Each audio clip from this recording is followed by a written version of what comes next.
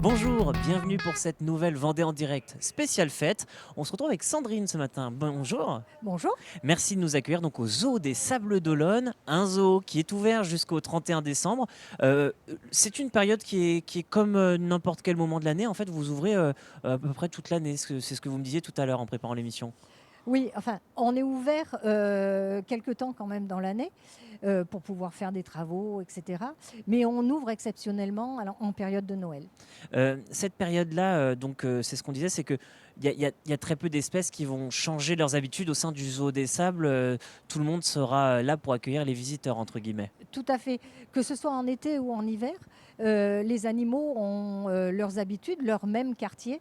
Ce qu'il y a, c'est qu'en hiver, souvent, on laisse des trappes ouvertes pour qu'ils puissent aller à l'intérieur, pour qu'ils puissent bénéficier d'une température plus clémente s'il fait froid. Sinon, leurs habitudes, ils sont toujours là. Oui. Ils sont toujours là. D'ailleurs, on peut voir le lion et la lionne juste derrière. C'est quoi leur nom? Alors, le mâle s'appelle Bakir Mhm. et la femelle s'appelle Zia. Elle est arrivée cette année. D'accord. Et ce sont deux de l'espèce des lions de l'Atlas, c'est bien ça? C'est ça, ce Mhm. sont des lions de l'Atlas, une espèce aujourd'hui totalement disparue. Donc, on en retrouve qu'en captivité, comme par chez vous. Comment s'est fait cette sélection-là? Parce que c'est vrai que parfois, on ignore un petit peu comment les parcs zoologiques tels que le vôtre travaillent. Alors c'est une très très bonne question parce que justement en ce moment nous sommes en train de travailler très ardument sur cette question-là.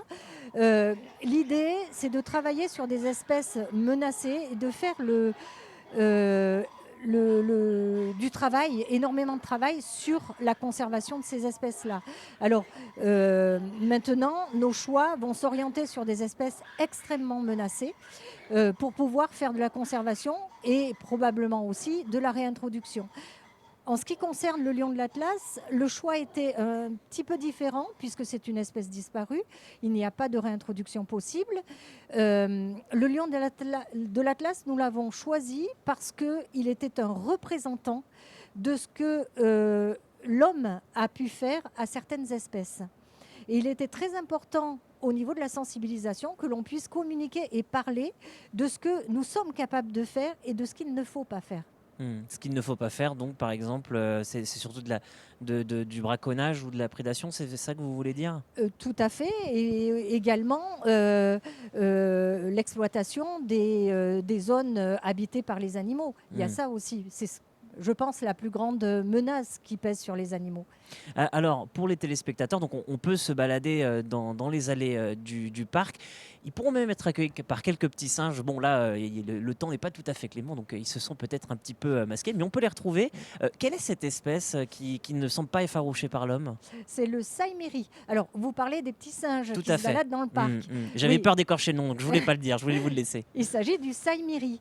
Mais nos saïmiris sont en liberté à longueur de temps, donc ce temps-là ne leur fait pas peur. Ils peuvent très très bien être à l'extérieur lorsqu'il pleut, lorsqu'il fait un peu plus froid.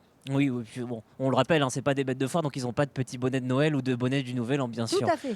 Et on voit d'ailleurs des singes derrière nous, hein. Je vois qu'Antoine est parti filmer les singes derrière nous. Qu'est-ce que c'est que cette espèce? Vous l'auriez de nom? Parce que moi, je Alors, l'ignore. cette espèce, c'est l'attelle noire de Mhm. Colombie. D'accord. Nous avons un gros groupe d'attelles au zoo des Sables. Ce sont des grands singes qui ont une particularité, c'est qu'ils s'agrippent, ils ont une queue Oui, préhensile, donc ils effectivement, ouais. s'agrippent avec la queue. Et au bout de leur queue, il y a comme des empreintes digitales. D'accord. Donc c'est un doigt, Mhm. C'est un peu leur pouce à eux, entre guillemets. c'est un peu un pouce. On parle des singes, on va continuer, puisqu'il faut parler aussi des naissances. Il y en a chaque année dans le parc zoologique. Et c'était le cas pour une espèce de singe cette année. Oui, nous avons eu un jeune Saki à face blanche. Mhm. le saké à face blanche, c'est une espèce qui vit dans les forêts tropicales et qui est relativement menacée. D'accord. Et d'ailleurs, il y en a eu d'autres, hein, des naissances. Alors, j'ai cru comprendre qu'il y en avait plusieurs, notamment sur toutes les espèces d'oiseaux. Il y en a eu quelques-unes des naissances. Et puis, il y a eu aussi les plus récentes, je crois que c'était au mois d'août, pour des chiens de. J'ai mangé le nom, c'est des chiens, vous me disiez, De buissons. de buisson. Oui, j'allais dire chien de troupeau, c'est pas la même chose du tout. Chien de buisson, 5 de mémoire. Oui, c'est ça. Mm. Alors, le chien de buisson est une espèce qui est inféodée aux forêts tropicales d'Amérique du Sud. D'accord. Et il est considéré comme quasi menacé par l'Union mondiale pour la nature, mais vulnérable, c'est-à-dire en voie de disparition au niveau local. Donc au Brésil, par exemple, il est extrêmement menacé. Donc c'est pour ça que nous avons choisi de présenter cette espèce et nous avons la chance d'avoir eu 5 jeunes cette année, 2 mâles et 3 jeunes femelles. On a encore un petit peu de temps pour en parler. Parfois, puisqu'on a commencé par ça, donc on va y revenir sur le côté préservation dont vous parliez. On entend des voix qui s'élèvent contre les parcs zoologiques, nous disant bon, on ne peut plus continuer dans cette voie-là, dans cet aspect de conservation-là, ça ne peut plus fonctionner.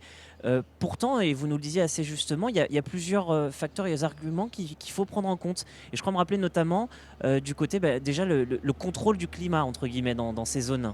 Oui, c'est-à-dire que, en effet, les animaux sont en captivité, mais justement parce qu'ils sont en captivité, nous pouvons limiter le stress de certains facteurs de l'environnement. La prédation, vous me disiez. La prédation, par Mhm. exemple, mais aussi le manque de nourriture, le manque d'eau. Donc la sécheresse.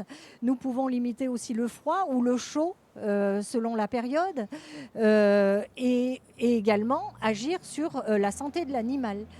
Et en l'occurrence, nous avons par exemple, si on parle des lions, Des lions qui sont derrière nous, ouais. voilà, nous avons eu des lions aux eaux des sables qui sont décédés maintenant et qui sont décédés à un âge très très avancé de plus de 20 ans. Ce qui ne serait pas le cas en milieu sauvage, comme vous me Dans la disiez. nature, bien évidemment. Dans la nature, c'est entre 10 et 15 ans grand maximum.